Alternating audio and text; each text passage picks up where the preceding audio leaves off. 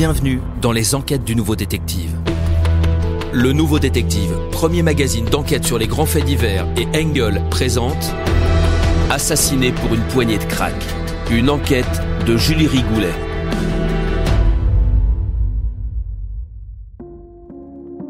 D'ordinaire, sa fille l'appelle directement ou lui envoie un texto. En revanche, ce n'est pas dans ses habitudes d'utiliser la messagerie de Facebook.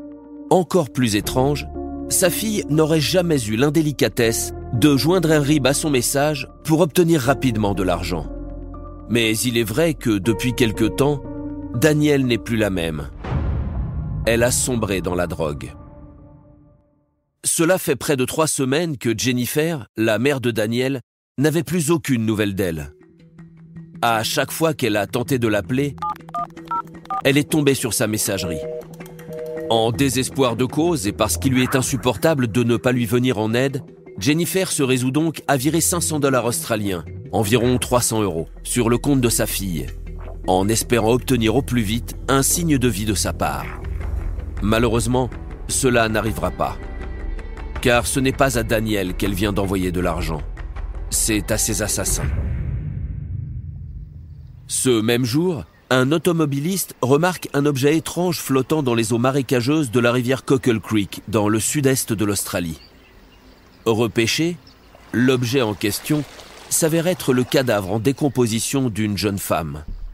Lors de l'autopsie, le légiste note que le corps présente des traces de blessures à l'arme blanche au cou, à la tête et dans le dos.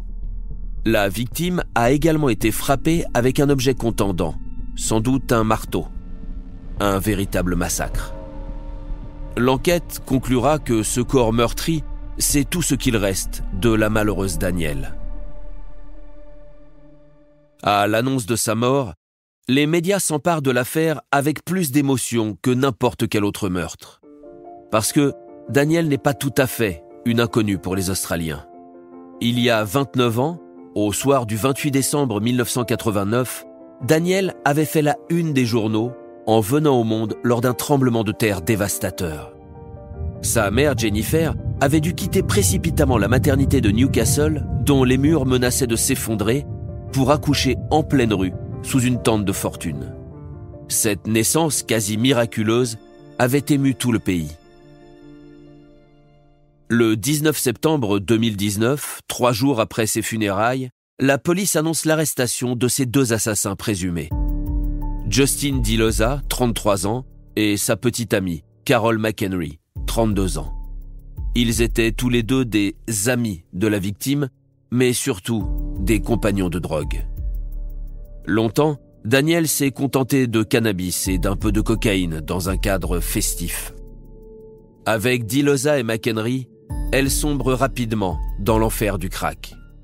L'enquête montre qu'au moment de son décès survenu aux alentours du 16 août, Danielle se trouvait avec les 2 autres dans un squat de Reeve Street, dans la ville de Narara. C'est dans le huis clos de cette maison délabrée que les choses ont mal tourné. Pour quelle raison ? Qui a porté les premiers coups mortels ? C'est désormais à la police de faire la lumière sur le rôle de chacun dans ce drame sordide. En attendant, Justin et Carol, inculpés pour meurtre, sont incarcérés. Au mois de novembre 2022, quand leur procès s'ouvre enfin devant la Cour suprême de Nouvelle-Galles du Sud, ils ont eu tout le temps de mettre au point leur stratégie de défense, qu'on pourrait résumer en une phrase : ce n'est pas moi, c'est l'autre. À l'audience, Justin DiLoza ouvre le bal. Il raconte en détail le week-end de défonce qui a précédé le crime. D'après lui, Carol et Danielle s'affrontaient violemment depuis déjà 3 jours. Danielle traitait Carol comme de la merde. Elle était à bout. Et quel était le sujet de ces accrochages ? Très vite, on s'est retrouvés à la cour de crack. Alors, vous savez, quand on est en état de manque, on devient dingue. Fatigué des cris et des insultes entre les 2 filles, DiLoza décide ce soir-là d'aller dormir seul dans son van, garé devant la maison. Carol vient le réveiller au milieu de la nuit, à peine paniqué. Justin, réveille-toi. Putain, tu peux pas me laisser tranquille, juste une nuit, non ? Justin, il faut qu'on parte d'ici. J'ai merdé. Mais comment ça, t'as merdé ? Qu'est-ce que ça veut dire ? Je l'ai buté. J'ai buté Daniel. Quoi? Mais qu'est-ce que tu racontes? Je lui ai défoncé sa gueule à coups de marteau. Elle lui montre les 2 armes du crime, un marteau et un couteau de chasse emballé dans un sac plastique rougi par du sang. À en croire Justin, c'est par amour qu'il aurait alors décidé de couvrir et d'aider sa compagne. Le lendemain, après s'être débarrassé des 2 armes, le couple revient sur les lieux du crime. Justin se charge d'emballer le cadavre avec des sacs poubelles qu'il scelle avec de l'adhésif. Il transporte le corps dans le coffre de son van où il va rester près de 4 jours avant d'être finalement balancé dans les eaux de la Cockle Creek. Notons que cette version des faits est corroborée par une amie du couple, une certaine Vanessa Burns, qui prétend avoir recueilli les aveux de Carol. Mais la principale intéressée, Carol McHenry, la dément formellement. Au second jour du procès, elle raconte une toute autre histoire. Pour elle, c'est Justin DiLoza qui a tué Daniel parce qu'elle menaçait de parler à la police. Tout allait bien jusqu'à ce qu'on ait plus de crack. Là, elle a commencé à perdre la tête.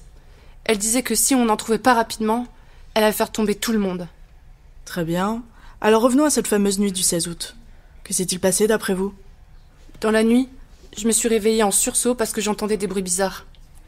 Je suis allée voir dans la pièce d'à côté, et c'est là que j'ai vu Justin penché sur Daniel en train de la frapper à coups de couteau. Il y avait du sang partout. Et alors, qu'avez-vous fait? J'étais terrifiée. Je venais de le voir assassiner mon ami. Je ne savais pas de quoi il était capable. Alors quand il m'a demandé de l'aider à faire disparaître le corps, que voulez-vous que je fasse? Je l'ai aidé, j'avais trop peur qu'il me fasse du mal. Voilà, c'est comme ça que les choses se sont passées. Des 2 accusés, lequel ment? La balance, en fait, penche contre Carol. Lors de la perquisition menée chez elle après son arrestation, les enquêteurs ont récupéré plusieurs objets volés à la victime, dont un smartphone et un ordinateur portable. En analysant le contenu de ces appareils, ils ont découvert que Carol les avait utilisés pour extorquer de l'argent à la mère de Daniel en se faisant passer pour sa fille. Un acte d'un cynisme absolu qui va peser très lourd dans la décision de la justice australienne.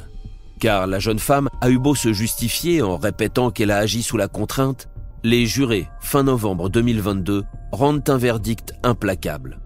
Carol McHenry est condamnée à 22 ans de prison pour le meurtre de Daniel.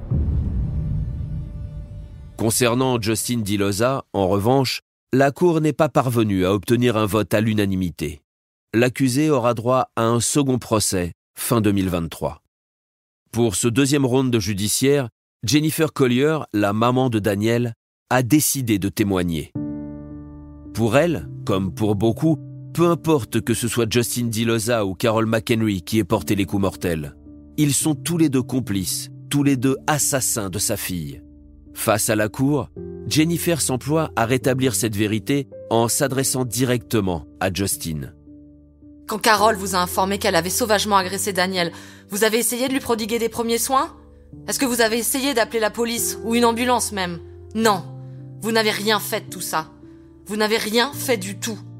Vous avez seulement pris de la drogue pendant que ma fille, elle était à côté de vous en train de mourir, ou même morte. Vous avez ensuite enveloppé son corps et vous l'avez gardé dans votre voiture comme si c'était rien, comme si elle n'était rien. Mais c'était un être humain, bon sang. Elle était quelqu'un de spécial, et pas seulement pour moi, mais pour tous ceux qui la connaissaient. Et vous l'avez jetée comme un vulgaire sac de linge sale. Vous me dégoûtez.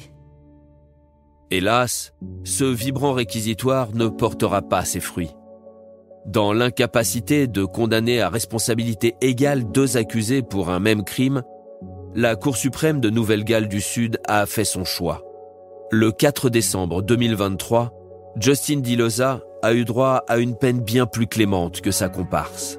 Seulement 6 ans de réclusion pour recel de cadavres.